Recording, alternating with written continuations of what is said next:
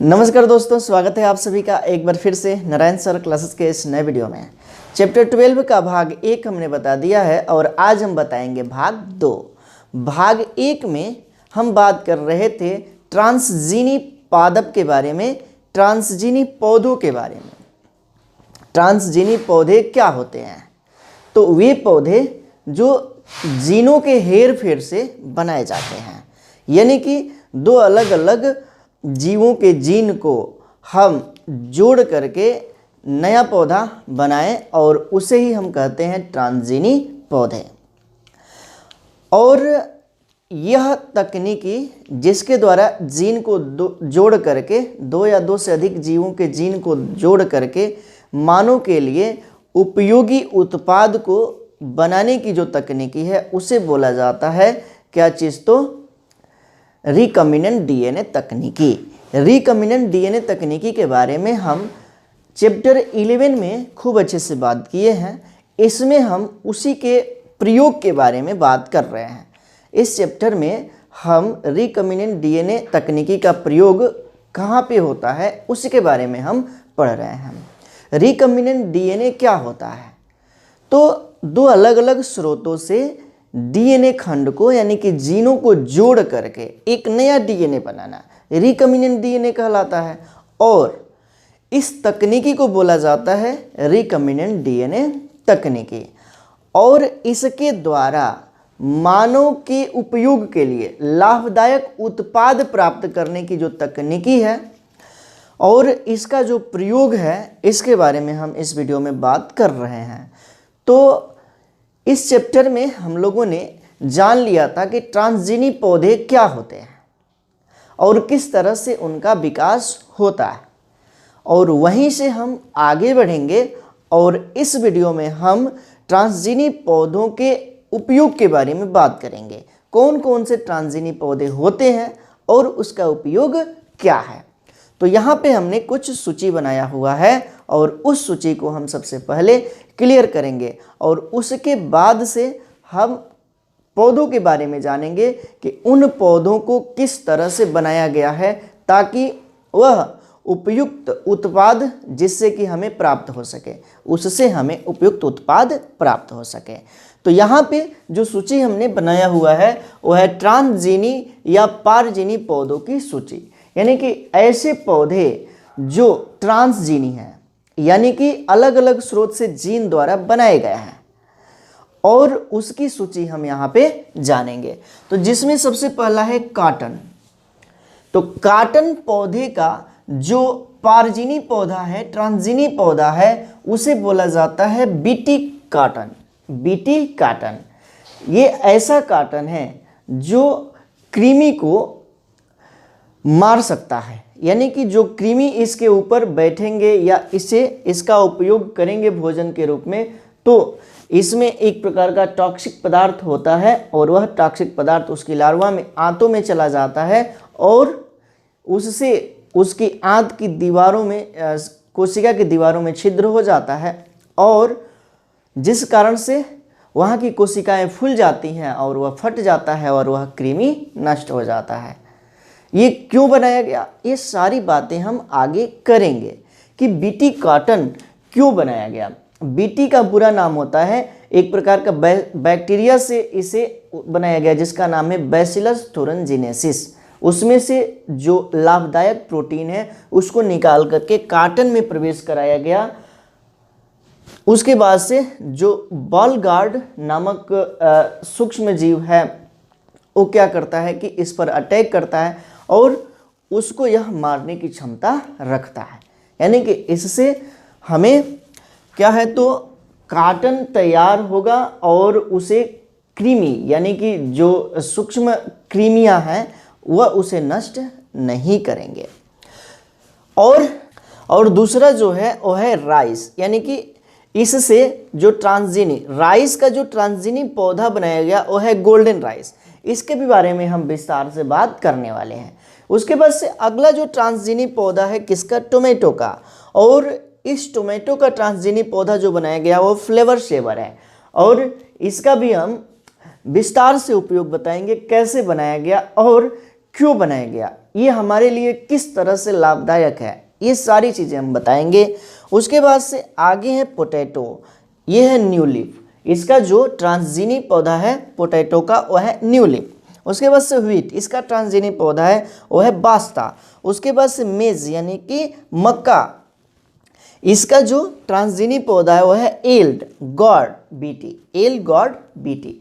तो ये सब पौधे हैं और जिसको कि क्या किया गया है कि ट्रांसजीनी पौधों में परिवर्तित किया गया है, और वह ट्रांसजीनी पौधे उत्तम प्रकृति के होते हैं, जो पेस्टिसाइड होते हैं उसको मारने की क्षमता रखते हैं और उसके साथ साथ मानव के लिए उपयुक्त उपयोगी उत्पाद भी देते हैं।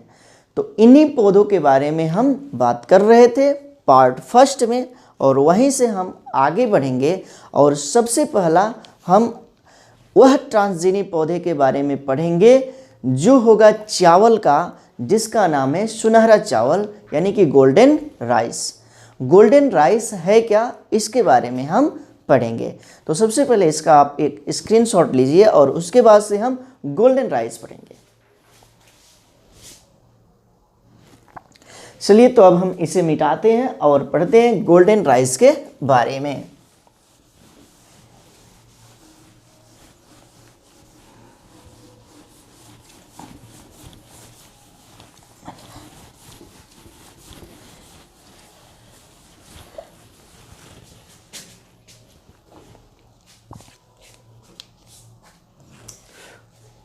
सुनहरा चावल यानी कि गोल्डन राइस।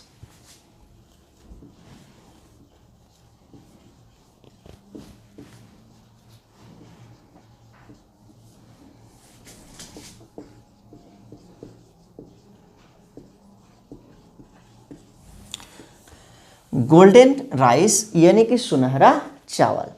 तो सुनहरा चावल है क्या, तो एक प्रकार का ट्रांसजीनी पौधा है। सुनहरा चावल ट्रांसजीनी पौधा है और इसको भी लाभदायक उत्पाद प्राप्त करने के लिए बनाया गया है, यानी कि जीनों में हेर फेर करके बनाया गया है, यानी कि दो अलग अलग स्रोतों से जीन ले करके एक उचित उत्पाद को एक रिकॉम्बिनेंट डीएनए बनाया गया और इससे इस चावल का विकास किया गया है। तो जो सुनहरा चावल है वो ओरिया सेटिवा की पारजीनी किस्म है। किसका, तो ओरिया सेटिवा।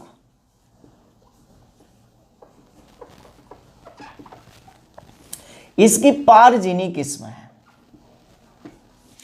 और इसमें सुनहरा रंग किस कारण से होता है, तो एक प्रकार के पिगमेंट के कारण जिसका नाम है बीटा कैरोटीन।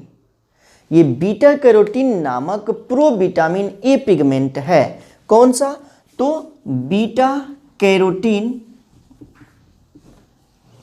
नामक provitamin pigment, provitamin A pigment. क्या चीज, तो प्रोविटामिन ए पिगमेंट। इसके कारण क्या होता है, तो इसका रंग सुनहरा होता है और यह पिगमेंट विटामिन ए का अग्रगामी होता है। मतलब क्या कि यह विटामिन ए का सूचक है, यानी कि इसमें विटामिन ए की मात्रा ज़्यादा होती है।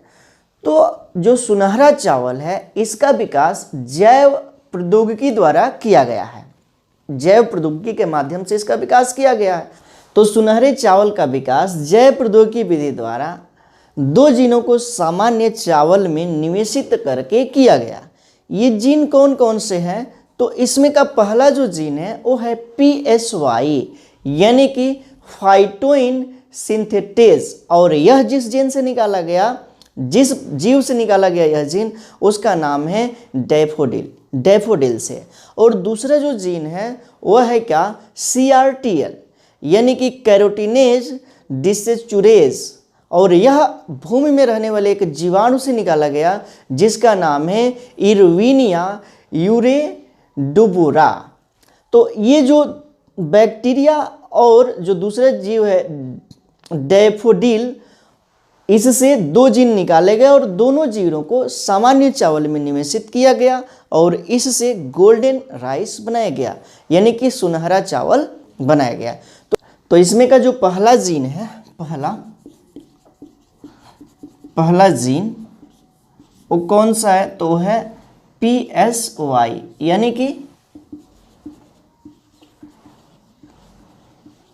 यानी कि फाइटोइन सिंथेटेज। और यह जिस जीव से निकाला गया उसका नाम क्या है, तो है डैफोडिल। और उसके बाद से दूसरा जीन है, वो है क्या, तो CRTL, यानी कि कैरोटीन डिसेचुरेज। और यह जिस जीवाणु से निकाला गया है, यह जीवाणु भूमि में होता है और उस जीवाणु का नाम है क्या, तो इरविनिया यूरेडोवोरा। तो इरविनिया यूरेडोवोरा नामक जीवाणु से दूसरा जीन लिया गया है, जो कौन सा है, CRTL, यानी कि कैरोटीन डिसेचुरेज। और दूसरा पहला जो जीन था वो क्या चीज़, तो PSY, यानी कि फाइटोइन सिंथेटेज। ये डैफोडिल से लिया गया था। तो PSY और CRTL को मिला करके बनाया गया कौन सा चावल, तो सुनहरा चावल। इसे सामान्य चावल में निवेशित किया गया और इससे जो चावल प्राप्त हुआ उसे बोला जाता है सुनहरा चावल। तो ये जो जीन है क्या किया गया, तो बैक्टीरिया द्वारा चावल के पौधे में निवेशित किया गया और सुनहरे चावल का विकास उन क्षेत्रों में उपयोग के लिए किया गया जहां पर आहार में विटामिन ए की कमी थी। यानी कि जिन क्षेत्रों में आहार में विटामिन ए की कमी थी वहां पर इस सुनहरे चावल का उपयोग किया गया। तो यहाँ पे सुनहरा चावल है क्या, तो एक प्रकार का ट्रांसजीनी पौधा है, यानी कि पारजीनी पौधा है। और इसका उपयोग जहाँ पर जिन क्षेत्रों में विटामिन ए की कमी है वहाँ पे किया जाता है। तो ये मानव के लिए उपयोगी है, ये चीज़ है यहाँ पे। तो अब आप हेडिंग बनाइएगा, क्या चीज़, तो सुनहरा चावल। यहीं से हमने पिछले वीडियो में छोड़ा हुआ था और यहाँ से हम आगे बढ़ रहे हैं। तो हेडिंग बनाइएगा सुनहरा चावल, यानी कि गोल्डन राइस, और इसमें लिखना है क्या चीज़, तो सुनहरा चावल ओरिजा सटिवा का पारजीनी किस्म है। इसका सुनहरा रंग बीटा कैरोटीन नामक प्रोविटामिन ए पिगमेंट की उपस्थिति के कारण होता है। यह पिगमेंट विटामिन ए का अग्रगामी होता है। सुनहरे चावल का विकास जैव प्रौद्योगिकी विधि द्वारा दो जीनों को सामान्य चावल के पौधों में निवेशित करके किया गया। पहला जीन है PSY, ये लिख लेना है, पहला जीन PSY यानी कि फाइटोन सिंथेटेस, और इसे निकाला गया डैफोडिल से। तथा दूसरा जीन है क्या, CRTL यानी कि कैरोटीन डिसेचुरेज, और यह निकाला गया एक प्रकार का भूमि में रहने वाला बैक्टीरिया जिसका नाम है इरविनिया यूरेडोवोरा। आगे लिखते हैं, ये है यूरेडोवोरा, ठीक है। इसके आगे से लिखिएगा, इस जीन्स को अग्रेबैक्टीरियम जीवाणु द्वारा सामान्य चावल के पौधों में निवेशित किया गया था। सुनहरे चावल का विकास उन क्षेत्रों में उपयोग के लिए किया गया था जिन क्षेत्रों में लोगों को आहार में विटामिन ए की कमी थी। तो यहाँ पे सुनहरा चावल के बारे में हमने बता दिया। अब हम जानेंगे किसके बारे में, तो बीटी फसलें के बारे में, यानी कि बीटी क्रॉप। ये क्या होता है, तो बीटी क्रॉप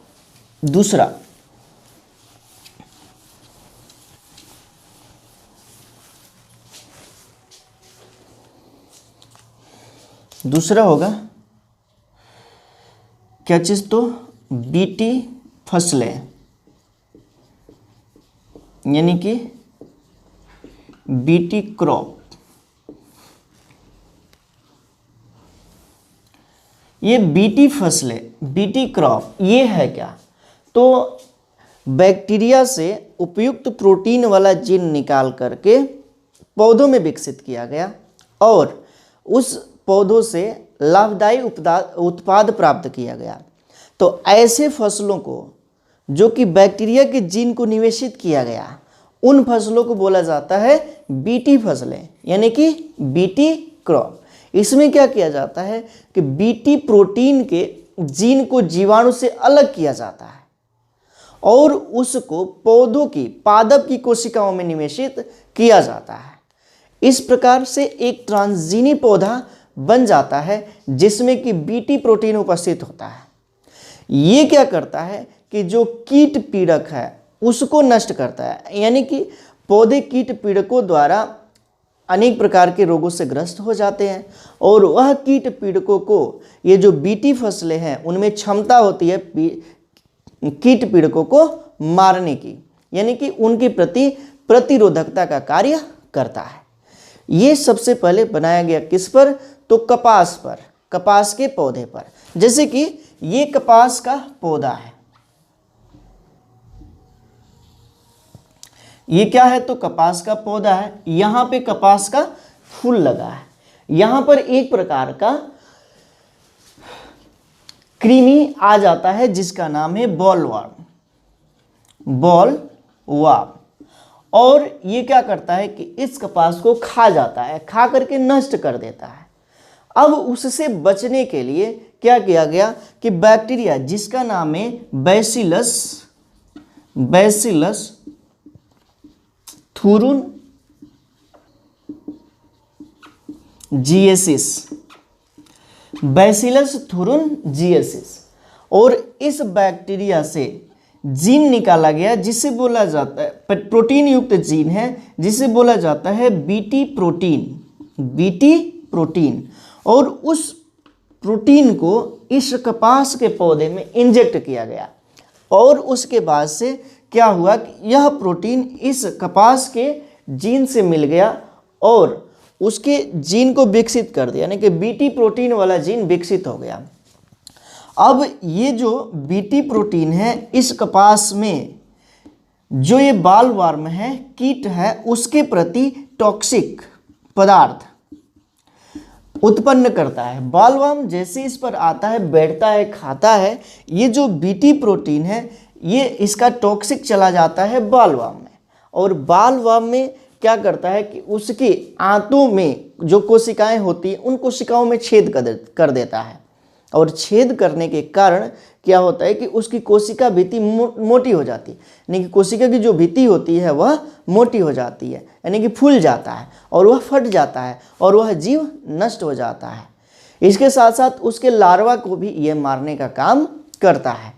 तो इस तरह से क्या किया गया, बैसिलस थुरिनजीनेसिस नामक जीव को बैक्टीरिया से जो जीन निकाला गया प्रोटीन युक्त बीटी प्रोटीन, उसको पौधों में इंजेक्ट कराया गया और उस पौधों में इसका विकास हो गया, इस जीन का विकास हो गया, यानी कि यह पौधा कैसा हुआ? तो एक प्रकार का ट्रांसजीनी पौधा हुआ। और इससे क्या हुआ कि यह जो कीट है उससे अपनी को रक्षा किया, यानी कि यह एक प्रकार के उसके प्रति प्रतिरोधकता उत्पन्न किया। तो ऐसे पौधों को, ऐसे फसलों को बोला जाता है बीटी फसलें। आजकल केवल कपास ही नहीं, बहुत सारे फसलों को बीटी फसल के रूप में परिवर्तित किया गया है।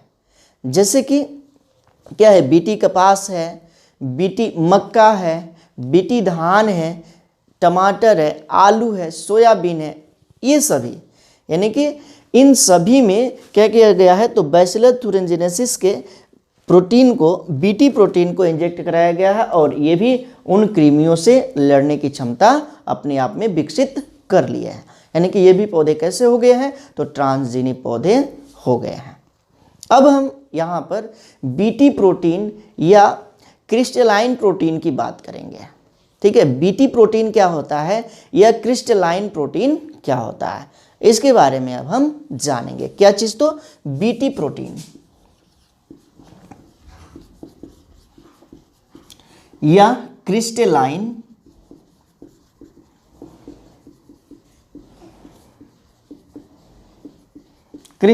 प्रोटीन। तो मृदा में पाया जाने वाला जो जीवाणु है जिसका नाम है बैसिलस थुरिनजिएंसिस। कौन सा? तो बैसिलस थूरिन जिएंसिस, यह जीवाणु है बैसिलस थूरिन जिएंसिस। और इसकी जो कुछ नस्लें होती हैं प्लाज्मिड पर, उनके प्लाज्मिड पर एक विशेष जीन समूह पाया जाता है। यह जीन समूह से एक एंडोटॉक्सिन प्रोटीन बनता है। इसके जो जीन समूह है उससे एक एंडोटॉक्सिन प्रोटीन बनता है और इस प्रोटीन के रवे जीवाणु के स्पोरों में एकत्रित हो जाते हैं। मतलब कि इसके प्रोटीन के जो रवे होते हैं जीवाणु के स्पोरों में क्या हो जाते हैं, एकत्रित हो जाते हैं। तो उस रवों को, उस प्रोटीन के रवों को बोला जाता है क्रिस्टलाइन प्रोटीन, या उसे ही बोला जाता है बीटी प्रोटीन। और इससे संबंधित जो जीन समूह होता है उसको बोला जाता है बीटी जीन। इससे संबंधित जो जीन समूह होता है उससे बोला जाता है क्या चीज, तो बीटी जीन। यही बीटी जीन, इस प्रोटीन से संबंधित जो जीन होता है उसे बोला जाता है क्या चीज, तो बीटी जीन। और इसी जीन को पौधों में इंजेक्ट कराया जाता है। तो ऐसे पौधे कहलाते हैं बीटी पौधे। यानी कि बैसिलस थूरिनजिनेसिस के जो बैक्टीरिया है भूमि से पाया जाता है, भूमि में, उसका नाम है बैसिलस थूरिनजिनेसिस। और इसमें एक प्रकार का क्या है, तो प्लाज्मिड होता है, उस पर विशेष प्रकार का जीन समूह होता है जो कि एंडोटॉक्सिन प्रोटीन का बना होता है। यानी कि वह जीन पर एंडोटॉक्सिन प्रोटीन होता है और उसके रवे तैयार होते हैं, उसके क्रिस्टल तैयार होते हैं और ऐसे क्रिस्टल को बोला जाता है क्रिस्टलाइन प्रोटीन। और या बीटी से ये प्राप्त हुआ है बैसिलस थूरिनजिनेसिस से, इसलिए इसको बीटी प्रोटीन भी बोला जाता है और ऐसे जीन को बीटी जीन कहा जाता है। और इसे पौधों में इंजेक्ट किया गया और पौधा भी ऐसा ही जीन उत्पन्न करने लगा, तो ऐसे पौधे को बोला जाता है बीटी पौधे। ठीक है, अब ये क्या करता है कि ये पौधे में चला जाता है और जब पौधे को कोई कीट खाता है तो उस कीट के प्रति यह विषाक्त हो जाता है और उसके लार्वा के प्रति विष का कार्य करता है, यानी कि उसको नष्ट कर देता है। ठीक है, तो इतनी बातें आप समझ लिए होंगे। तो इसमें आप लिखिएगा, हेडिंग बनाइएगा बीटी फसलें और इसमें लिखिएगा बीटी प्रोटीन के जीन को जीवाणु से अलग कर पादप कोशिकाओं में निवेशित कराया जाता है। इस प्रकार बने ट्रांसजेनिक पौधे कीट पीड़कों के प्रति प्रतिरोधकता प्रदर्शित करते हैं। इस विधि द्वारा बीटी कपास, बीटी मक्का, बीटी धान, टमाटर, आलू व सोयाबीन आदि की पीड़क प्रतिरोधी किस्में तैयार की जाती हैं। फिर अब हेडिंग बना लेना है ये वाला बीटी प्रोटीन, यह क्रिस्टलाइन प्रोटीन। इसमें लिखना है मृदा में पाए जाने वाले जीवाणु बैसिलस थूरिनजिनेसिस के कुछ नस्लों में प्लाज्मिड पर एक विशेष जीन समूह पाया जाता है। इस जीन समूह से एक एंडोटॉक्सिन प्रोटीन बनता है। इस प्रोटीन के रवे जीवाणु के स्पोरों में एकत्रित हो जाते हैं। इनको क्रिस्टलाइन प्रोटीन अथवा CRY प्रोटीन, यानी कि CRY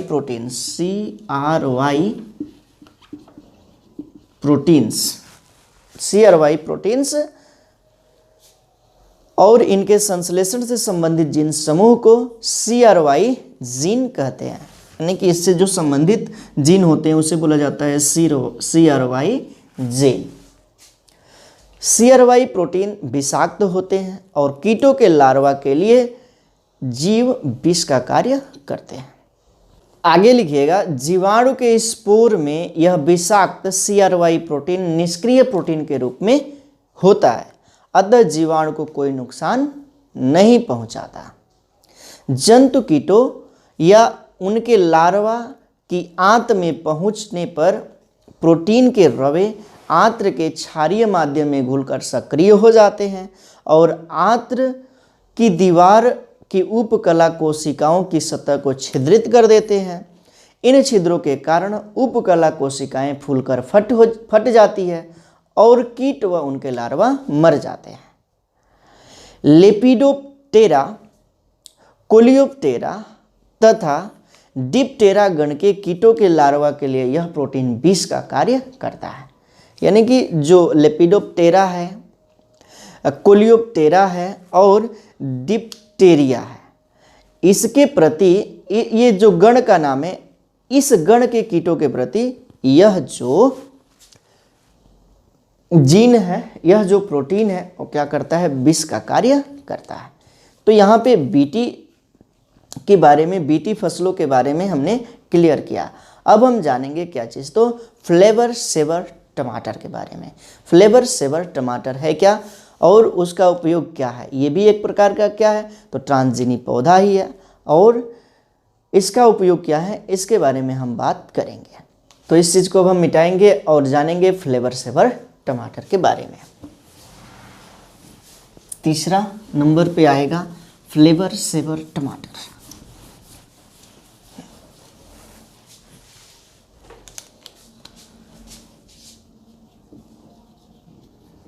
flavour saver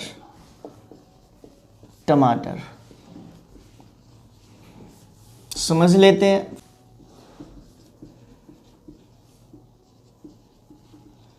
tomato, flavour saver tomato. तो फ्लेवर सेवर टमाटर है क्या, तो फ्लेवर सेवर टमाटर आनुवांशिक इंजीनियरिंग द्वारा रूपांतरित फल है। टमाटर की इस वैरायटी में फल पकने के बाद पिलपिले या ढीले नहीं होता है। जो फल है वो पकने के बाद पिलपिले या ढीले नहीं होता है। यानी कि जो देसी टमाटर होता है वह पकने के बाद पिलपिला हो जाता है, ढीला हो जाता है। लेकिन इसमें खासियत होती है ये फ्लेवर सेवर टमाटर में कि फल जो है पकने के बाद ढीला नहीं होता है, पिलपिला नहीं होता है। इसलिए इसको पौधे पर ही पकने दिया जाता है और लंबे समय तक इसको स्टोर किया जा सकता है, लंबे समय तक इसको रखा जा सकता है। लेकिन जो देसी या सामान्य टमाटर है उसमें उसको लंबे समय तक नहीं रखा जा सकता है। पकने के समय उसमें एक प्रोटीन या एंजाइम बनता है। उस प्रोटीन या एंजाइम का नाम है पॉलीग्लैक्टुरोनेज। क्या चीज़ है, तो पॉलीग्लैक्टुरोनेज। यह प्रोटीन या एंजाइम होता है जो कि पकने के बाद क्या करता है, तो उसकी फल भित्ति होती है, कोशिका भित्ति की पेक्टिन को घोल देता है, कोशिका भित्ति की पेक्टिन को घोल देता है, जिससे कि टमाटर क्या हो जाता है, तो ढीला हो जाता है, यानी कि पिलपिला हो जाता है। टमाटर के पौधों से फल को अलग होने पर ये एंजाइम क्या कर देता है कि उसे मुलायम कर देता है। तो वैज्ञानिकों ने टमाटर के पौधे में ऐसे जीन का समावेश कराया जिससे कि यह एंजाइम न बने। जब यह एंजाइम नहीं बनता है, इसका संश्लेषण रुक जाता है, तो क्या है, यह कोशिका भित्ति के पेक्टिन को घोलेगा नहीं। जब कोशिका भित्ति के पेक्टिन को नहीं घोलेगा तो क्या करेगा, जिससे कि कोशिका भित्ति हटेगी नहीं, यानी कि फल ढीला या मुलायम नहीं होगा, जिस कारण से जो फल है वो ढीला या मुलायम नहीं होगा। तो वैज्ञानिकों ने ऐसे ही क्या किया कि इस एंजाइम को, ऐसा जीन इसमें समावेश कराया जिससे कि यह एंजाइम या प्रोटीन न बने। ये चीज़ है यहाँ पे। तो अगला तीसरा हेडिंग बनाइएगा फ्लेवर सेवर टमाटर, फ्लेवर सेवर टोमेटो। इसमें लिखना है फ्लेवर सेवर टमाटर आनुवांशिक इंजीनियरिंग द्वारा रूपांतरित फल है। टमाटर की इस वैरायटी में फल पकने पर पिलपिले या ढीले नहीं होते, अतः इन्हें पौधों पर पूरी तरह पकने दिया जा सकता है और इसे लंबे समय तक स्टोर किया जा सकता है। देसी या सामान्य टमाटर के पकने के समय एक प्रोटीन या एंजाइम पॉलीग्लैक्टुरोनेज, इसी को पॉलीग्लैक्टुरोनेज, इसी को साधारण सी भाषा में बोला जाता है पीजी। बनता है जो कोशिका भित्ति की पेक्टिन को घोल देता है। टमाटर